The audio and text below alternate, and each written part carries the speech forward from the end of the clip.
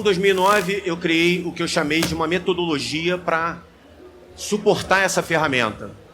Que a ideia não era só fazer o teste de invasão, mas como você tinha na época muitas ferramentas de detecção de intrusão ou até mesmo de bloqueio dessas tentativas de intrusão, eu tinha que arrumar modos ou métodos ou técnicas que me permitissem bypassar essa detecção. Então essa ferramenta, ela me deu essa ideia de eu começar a gerar isso, e isso virou uma metodologia depois para apoiar o desenvolvimento dela. Começou como Exploit Next Generation Methodology, depois virou Permutation Oriented Program. Quando eu fiz a apresentação em 2011 na PH Neutral, eu já apresentei ela como Permutation Oriented Program. Tá? Em 2010 veio o T50. O T50 ele não tinha nada a ver com esse tipo de coisa, com essa ferramenta, mas a estrutura que eu criei do T50, onde eu botava as funções dentro de uma matriz e ia buscando ela a partir de um contador para ver quantas tinham lá dentro, era utilizada já por essa ferramenta. Então é a mesma coisa que eu já tinha nessa ferramenta que eu desenvolvi em 2008, eu trouxe para o T50, o que me permitiu fazer aquela gama de protocolos que eram sequenciais. Alguém aqui não conhece o T50? Depois procura, é uma ferramenta para você fazer testes de estresse na sua rede. Tá? Inclusive, bom, sair depois eu vou falar um pouquinho sobre isso daí, que vai ter novidades aí de repente para o próximo ano. Tá? Uma pequena descrição, são 15 protocolos. Em 2011 eu fiz a minha última apresentação na H2HC. Eu tinha dito que ia ser a minha última, mas na verdade não foi. Onde eu mostrei como você fazer engenharia reversa de uma vulnerabilidade. Então, novamente, o conhecimento que eu comecei a ter desenvolvendo essa ferramenta para eu poder entender as vulnerabilidades e fazer a engenharia reversa dela para poder entender e até mesmo explorar de outras formas, eu coloquei isso como uma metodologia também, como um processo para vocês poderem pegar aquilo ali e tipo, ó, sai uma vulnerabilidade nova. Se você seguir aquele passo a passo, você consegue fazer a engenharia reversa dela. Então, me ajudou também a ter essa maturidade de poder passar como seria o processo de engenharia reversa. Mas uma engenharia reversa, eu não vou dizer raiz, né? Mas um pouco velha guarda. É uma engenharia reversa onde você não usa ferramentas automatizadas para fazer engenharia reversa. Você vai fazendo a engenharia reversa e você vai fazendo por si só. Usando black box, white box, no final um gray box, né? Em 2013, na verdade final de 2011, mas eu só apresentei em 2013 porque eu não tinha... Eu sempre tentei submeter alguma coisa para o Shot Sheriff e nunca tinha nada inédito. Então eu consegui desenvolver, como passou 2012 eu não tinha desenvolvido nada, eu falei, puta, tava no Natal, eu falei, deixa eu fazer alguma coisa aqui até o ano novo. Aí eu fiz o SQL Fingerprint, que ele consegue fazer técnicas de fingerprint, te dar com exatidão qual é a versão, e através da identificação da versão eu consigo inclusive dizer quais são as vulnerabilidades. A taxa de falso positivo dele é muito baixa. É muito baixa. E na verdade ele é meio que indetectável, porque ele na verdade ele tenta... Ele na verdade ele faz uma mímica do que seria um client tentando se comunicar com SQL Server. Então isso também já tinha dentro dessa ferramenta em 2008, que foi abandonada em 2009. O conceito, eu já falei, era ter um protótipo. Esse protótipo ele me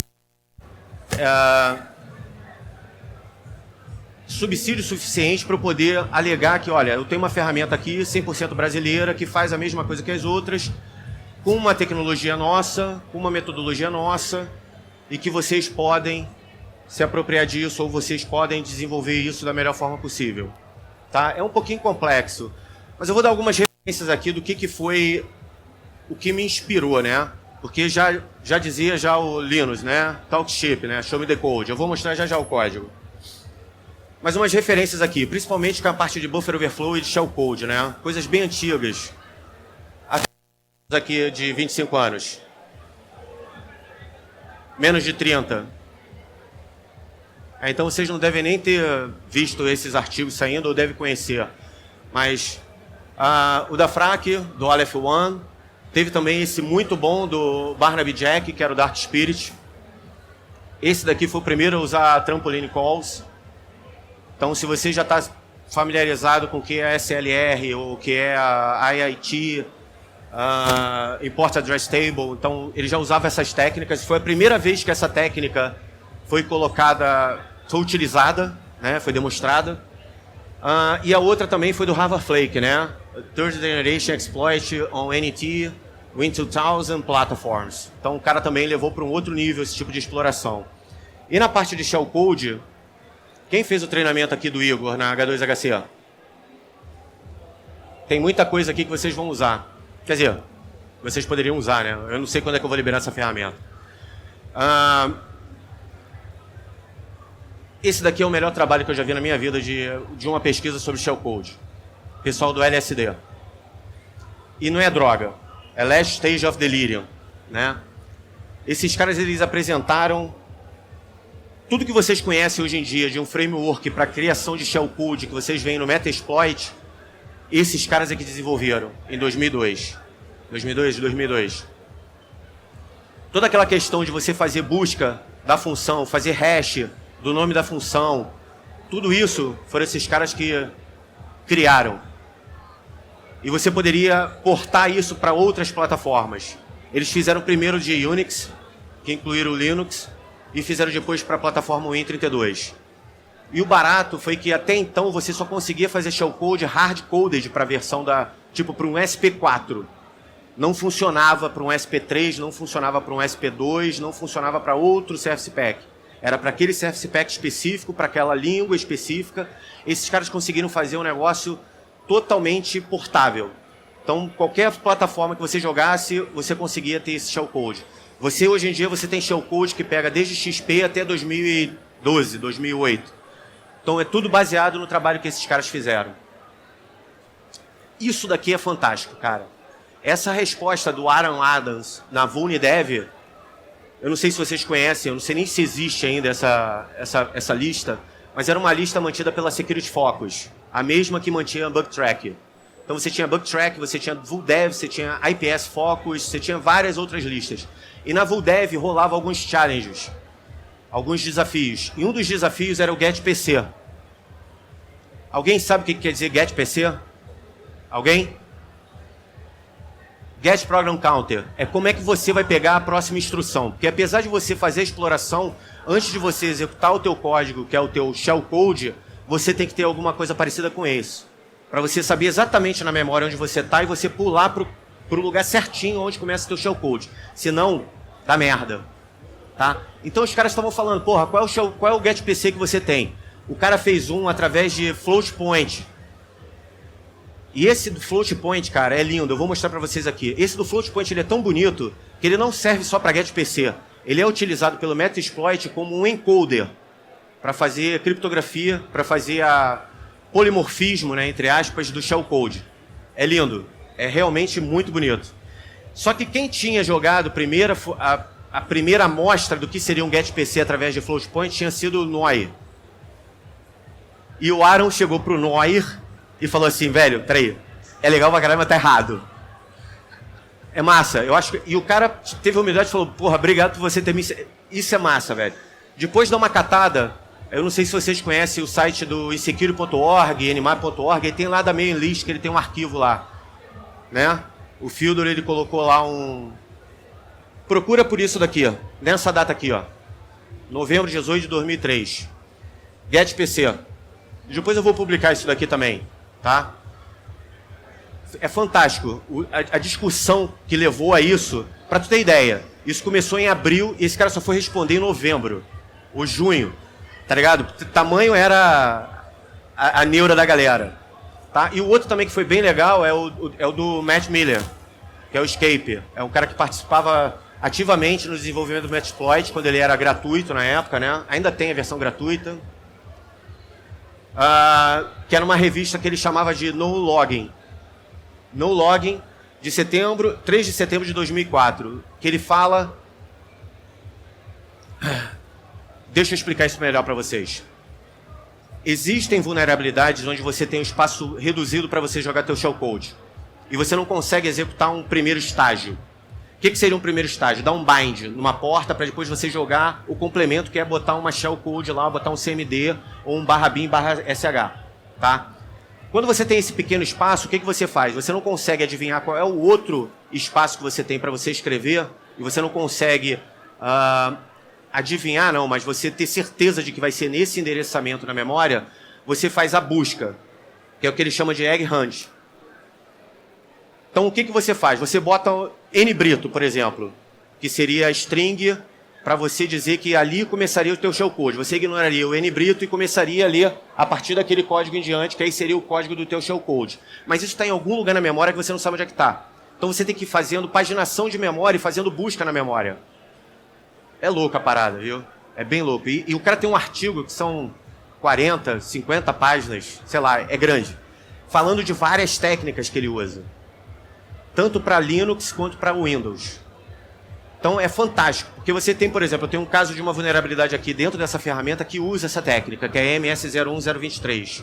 Então a gente está falando de vulnerabilidades bem antigas, porque esse código é de 2008, porra, são 10 anos. Né?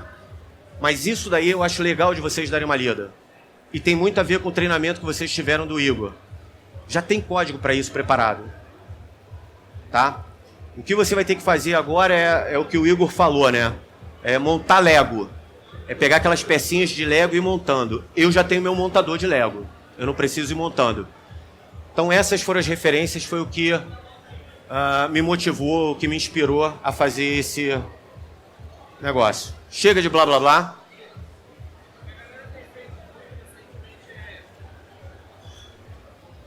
Tem microfone de pergunta? Ei.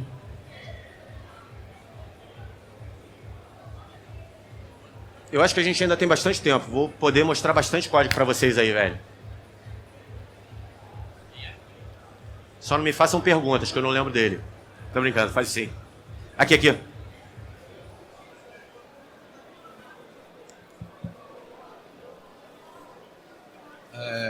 O que a galera tem feito muito recentemente é reaproveitar um código que já foi declarado. Por exemplo, é uma técnica, inclusive eu aprendi isso bastante com o Michael Vitali, que, por exemplo, você busca um socket que já foi declarado na memória e soca o seu segundo estágio dentro daquele socket. O reuse socket. E você reutiliza o socket. Eu achei, quando ele me deu esse insight, eu falei, mano, fantástico. Porque eu não preciso declarar o meu socket, eu não preciso gastar o meu espaço no primeiro estágio para declarar o meu socket, para fazer essa porra toda, se isso já tá lá, basta eu usar. Então, assim, nesse conceito, você acha que ainda vale a pena investir nesse tipo de técnica de buscar a reutilização, ou você já tem algum conselho melhor nessa área? Esse cara aqui já fazia isso, em 2002. Isso é uma Exato. técnica bem antiga. É legal porque isso abre a mente da gente. A gente, às vezes, não conhece o negócio. A reutilização de socket... Você quer tirar foto daí? Tira aí.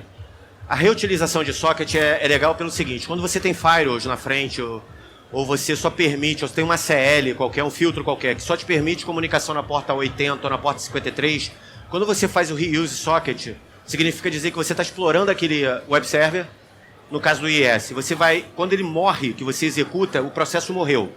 Então já deu um unbind no negócio.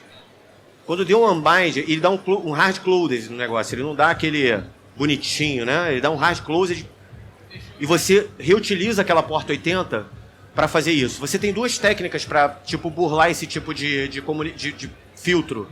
Ou você fazer a reutilização ou você fazer o reverse code, que é o reverse shell, que foi a primeira vez utilizada. Quem utilizou foi o Gustavo Scott, que é um brasileiro. Que aí foi aquela treta toda, aquela porra toda. Então, Respondi a tua pergunta? Tá, vamos ver aqui um pouquinho do código então, galera. Novamente, isso é um código bem antigo, tá? Tá na frente?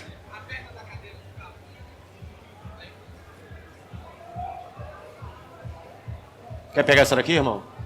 Pega aí, senta aí agora. Pode sentar. Não, pega aí, senta aí, pô. Tá, vamos lá. Então, vocês estão conseguindo ver na boa? Tá conseguindo ler na boa? Tá. Aqui, oi?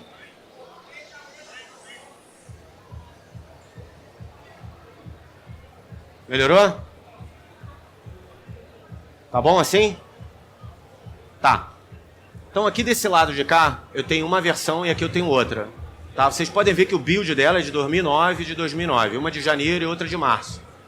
São as últimas duas versões que eu consegui trazer de um backup que eu tinha muito velho. Então, eu não tenho a última versão onde tinha aquela questão da matriz que eu utilizei dentro do T50. Então, vocês não vão ver isso aqui. Ó. Mas foi implementado uma outra versão que foi depois dessa. Novamente, ele foi abandonado em 2009. Então, aqui eu tenho só 3 vulnerabilidades. Eu já tinha criado alguns módulos, criei um padrão para ficar mais fácil do cara gerar esses módulos, então ficava mais fácil do cara entender a vulnerabilidade e portar isso para dentro de um módulo de vulnerabilidade. E aqui eu já tenho ele sendo executado. Tá? Eu já tinha até pego aqui já uma shellzinha. Tá? Mas vou mostrar o código aqui para vocês. Vamos primeiro no common. Blá, blá, blá, blá, blá, blá. Aqui eu começo a definir algumas coisas com relação a registradores. Tá? Se são registradores de 8 bits, ou se são 16, ou se são 32. Eu só trabalhava com 32 bits. Então eu falava qual era o high, qual era o medium, qual era o low. Como é que eu trabalhava com relação a... Assim, eu não vou ficar dando muitos detalhes porque teria que ler o código todo e eu não vou ficar fazendo linha por linha aqui de código. Eu vou para as partes aqui interessantes. Aqui é legal que eu utilizei, o único encoder que eu utilizei nessa ferramenta, só para mostrar a viabilidade dela, foi o Alpha 2. Tá? Que ele criava strings. O shellcode ele vai como strings. Todas as strings em ASCII, então ele gera aquilo ali e ele consegue se decodificar para gerar o meu shellcode final. Tá? Deixa eu ver o que mais está interessante aqui. Ó. Tem teste, blá blá blá. Detalhes, estática. Aqui. Essa parte daqui é a parte do ASME Code. Então, como eu falei, eu tenho a ferramenta. Essa ferramenta, ela... Como é que você pode gerar um shellcode? Quem não sabe o que é um shellcode aqui? Ó? Então é bom depois você procurar que eu não vou explicar o que é um shellcode. O shellcode, na hora que você bota dentro de um POC... desculpa, mas não dá, senão eu vou perder o lance aqui. O shellcode, quando você vai executar esse código malicioso, depois que você explorou a vulnerabilidade, você vai pegar esse cara e você normalmente transforma ele numa string. Normalmente com /x, blá blá blá, /x, blá blá blá, tudo em valores hexa. Porque quando vai para a memória, ele vai como um hexa, que nada mais é do que código de máquina. Certo? Isso. Só que o que eu fiz? Ao invés de eu fazer dessa forma, o que me daria uma manutenção muito ruim com relação ao shellcode, tudo que eu mudasse eu ia ter que ficar gerando novamente, o que eu fiz? Eu coloquei esse shellcode direto em assembly dentro do meu projeto. Então a manutenção dele era muito mais fácil. Então o que eu fazia? Eu utilizava o Visual C. Isso daqui está em Visual C, mas eu uso C, não C++. Está tudo em C. Eu colocava o assembly lá dentro, botava dentro do meu projeto e eu utilizava o MASM32 para me gerar o objeto. Ele só me gerava o objeto. Quando ele me gerava esse objeto, eu apontava com essa estrutura aqui, dizendo qual era o ID dele, quais eram os offsets, o que tinha de componente, qual era o tipo de componente que ele era. Ele poderia ser um first stage, um second stage, poderia ser um tiny code, que era o de busca na memória, e poderia ser o quê? O getPC. Então tinha 4 tipos de assembly lá dentro. Eu tinha o do primeiro estágio, que é aquele que vai dar um bind, é aquele que executa, eu tenho espaço suficiente para jogar ele lá dentro, ele vai executar, vai dar um bind somente, eu conecto e mando o meu segundo estágio, que aí seria o CMD.tz. Legal? Todo mundo acompanhou? Tinha a parte do getPC. Então, dependendo do registrador que era utilizado para aquela exploração específica, tem uns que usam ESP, tem outras que utilizavam o EDI, tem outras que utilizavam o EAX. Então eu tinha um getPC específico para ele, que eu utilizava esse registrador, era só eu saber qual era o opcode, jogava dentro dele e antes de eu executar meu shellcode, eu compunha com esse cara que era o getPC. Legal? E eu tinha um quarto, que era justamente o de fazer search na memória. Esse search na memória, quando eu tinha pouco espaço, por exemplo, o do MS01, 023, que era daquele do Ponte Printer e tal, do IIS, bem antigo, esse de 2001. Eu não tinha espaço suficiente para jogar ali, para aquilo ali ficar de uma forma que eu tivesse um shellcode completo ou um primeiro estágio. Eu só tinha, sei lá, 80 bytes ou 120 bytes, sei lá quantos bytes eu tinha, não lembro. Mas eu tinha pouco, então eu tinha que fazer o search na memória. Então eu gerava um badge, que eu chamava que crachá, eu botava como se fosse lá um nome, a string que eu procurava na memória, NB, eu botava 8 bytes ali, para marcar o início do meu shellcode, começava a fazer a busca na memória desse shellcode. Quando eu achava aquela sequência de 8 bytes, NB, bum, deu match. Quando dava match, eu ignorava esses caras e começava a execução do meu shellcode. Aí eu jogava o meu primeiro estágio.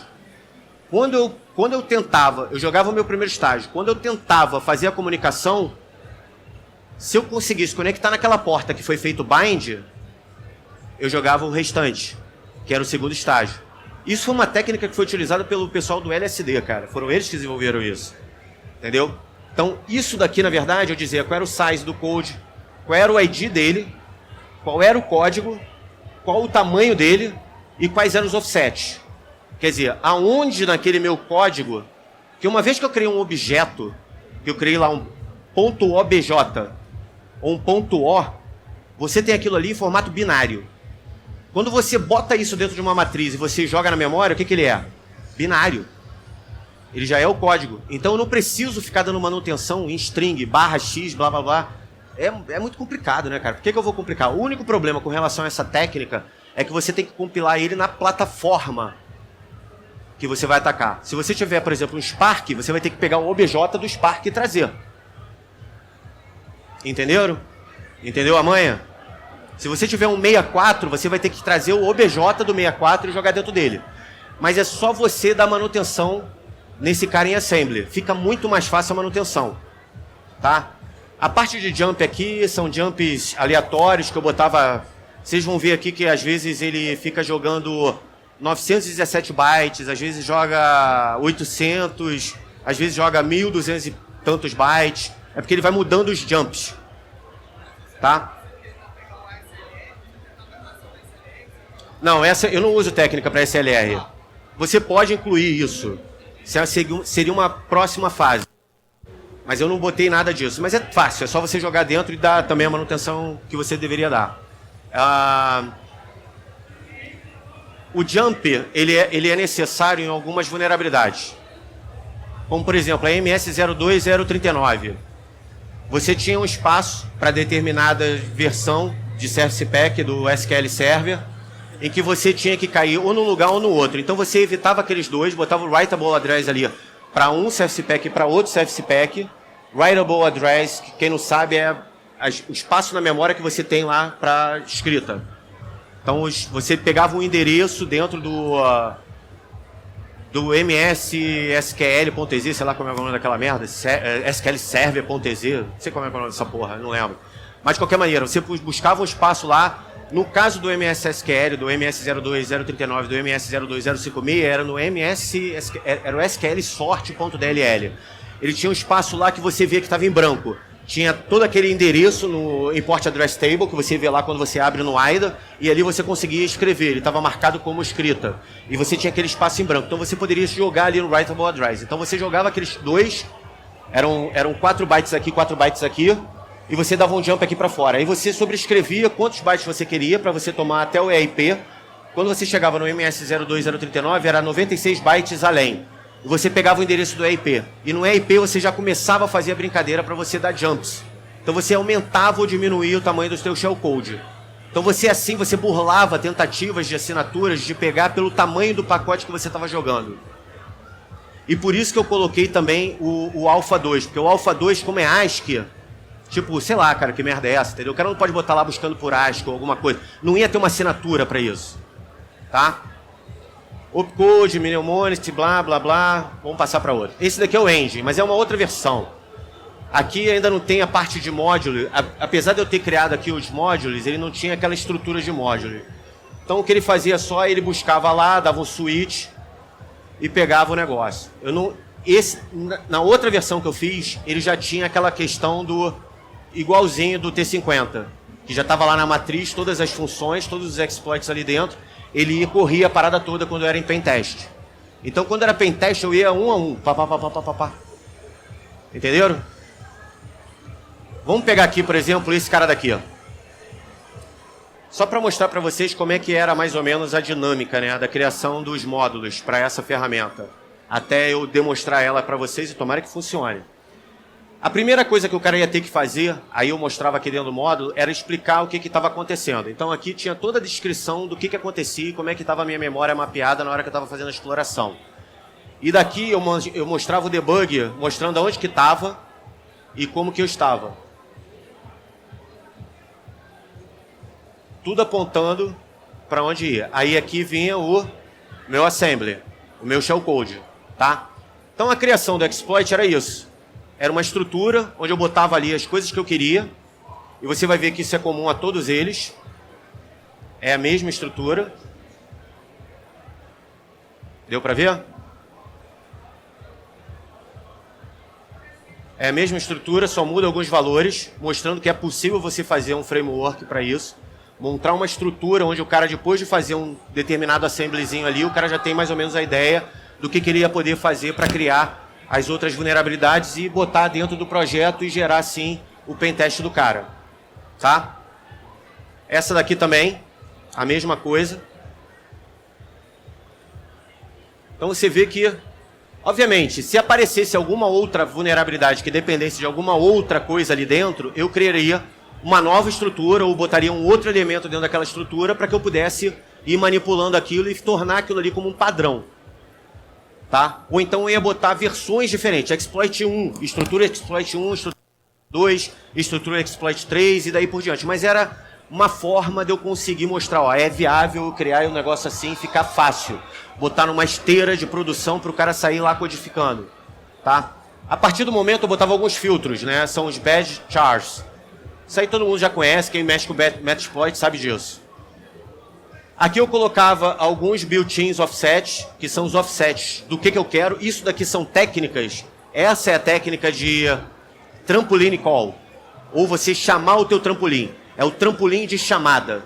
É você pegar esse endereço que tem lá um call ESP, por exemplo, ou um jump ESP, para você cair direto na ESP. E na ESP você já executar o teu código.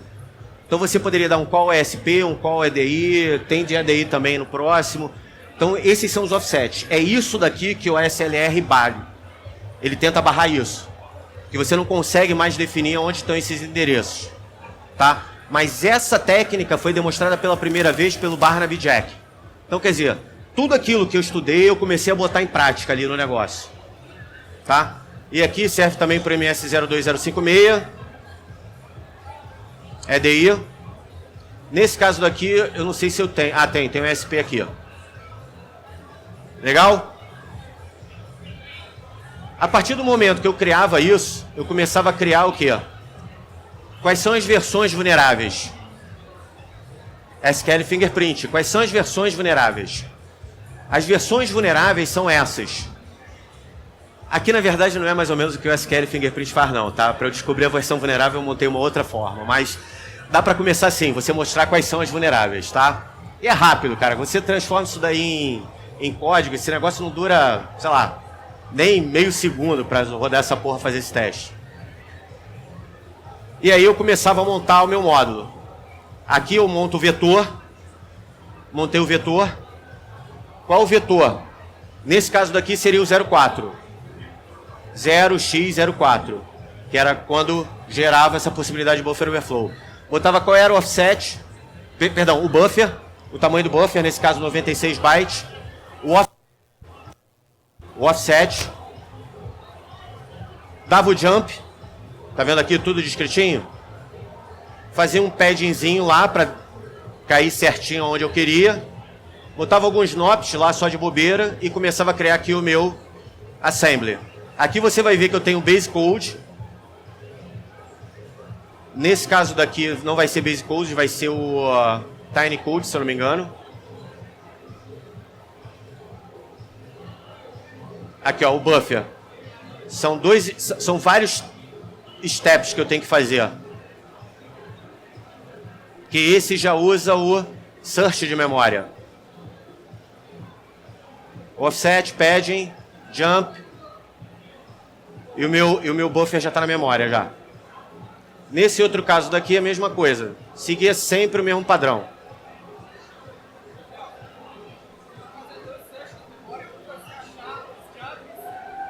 Não. O jump é uma outra coisa. O jump é só para eu cair no lugar que eu quero. Aí eu posso aumentar ou diminuir para fugir de tamanho de string.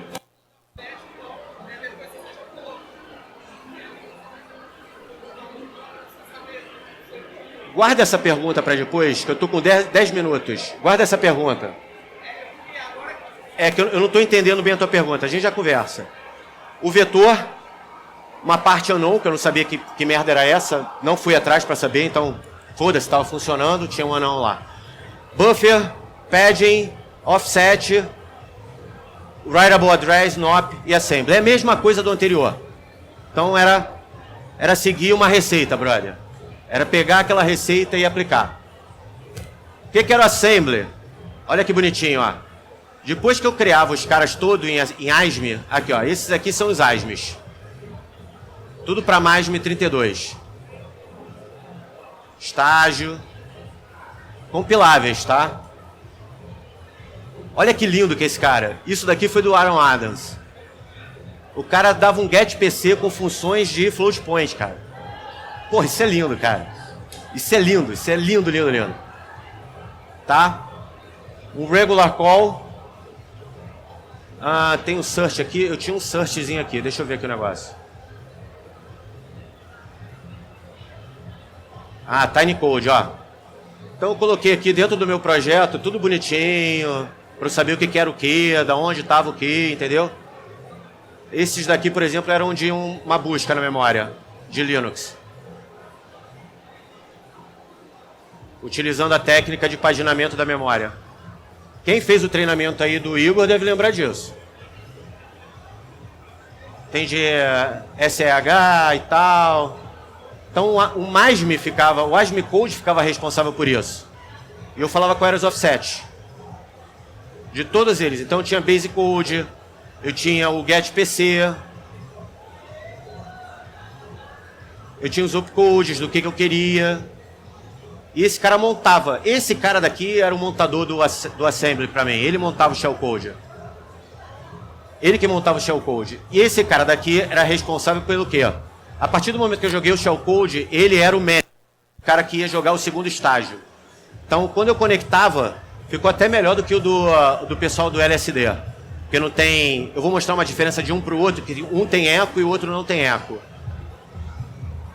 Então ele só me dava o terminalzinho lá e eu jogava o segundo estágio. E ele dizia, ó, tô jogando o segundo estágio instalado. Aí, bum, abria a shell para mim. É bonitinho. Vamos lá para a parte maneira. Vamos primeiro fazer esse daqui, ó.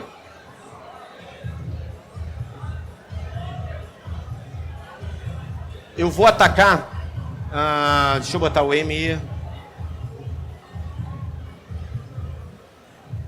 Tomara que funcione. Eu vou atacar um IS. Opa, perdão. No nome tem traço. Ele vai jogando e vai tentando conectar. Tentativa 1 de 10. Pronto, foi. Tá? Esse é de search na memória. É aquele que usa o Tiny Code. Tá vendo o eco? 2 vezes ali? Vamos pro outro. Essa daqui é uma outra versão. Eu acho mais bonitinha essa. Aí ele diz se consegue ou não consegue conectar. Você vê que muda ali o tamanho dos bytes.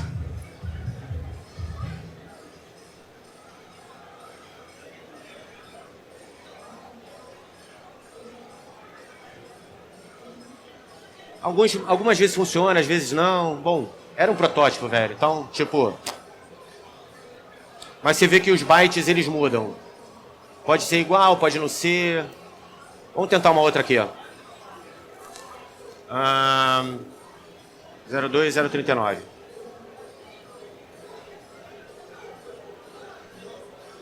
Aí, na verdade, eu só botei um timer ali para ele me dá um timerzinho. Já não tem eco.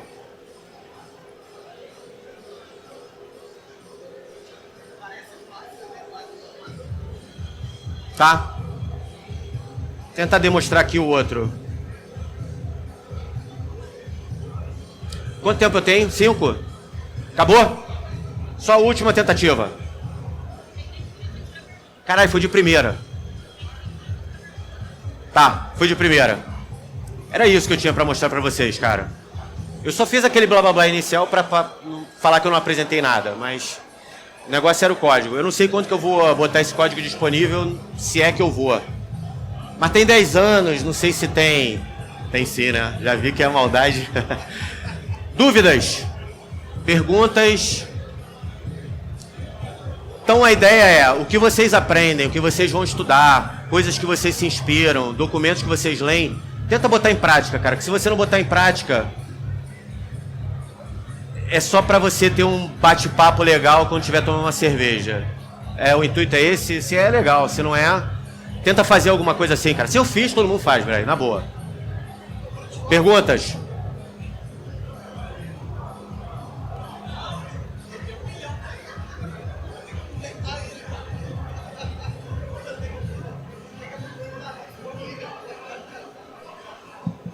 Vai rolar cachorro quente aí esse final de semana ou não?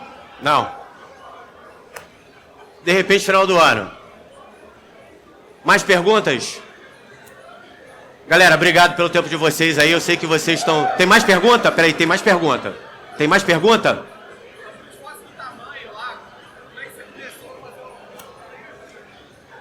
A sua sacada ali do Brute Force no tamanho ali dos bytes ali que você... Não. Aquilo na verdade não é um Brute Force. O Brute Force é na tentativa de eu explorar. Por exemplo, o MS01023, eu não tinha certeza. Assim, ele jogava, se ele não encontrasse nada na memória, o IS morria. Aí ele voltava. Aí eu tentava novamente. Era só... É porque essa era a minha pergunta aquela hora. Eu não entendi se o você tamanho tava dos fazendo bytes, Brute Force no tamanho do não, byte. o tamanho dos bytes era para eu fugir, eu dava jumps aleatórios. Só pra não cair na detecção. Só para não cair na Que é detecção. o lance do End. É nóis. Mais alguma pergunta? Galera, obrigado, viu, velho?